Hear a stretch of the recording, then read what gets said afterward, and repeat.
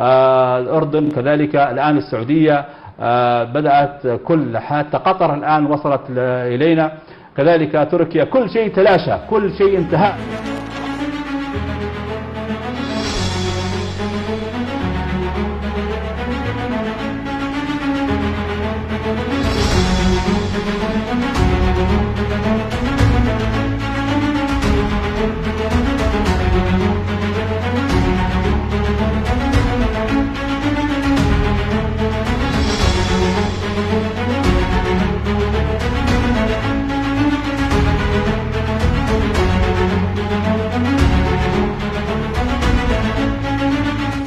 وصلت أولى طلائع الجسر الجوي الكويتي إلى ليبيا اليوم محملة بحوالي 40 طنا من المواد الغذائية والمستلزمات الطبية ومعدات إنقاذ.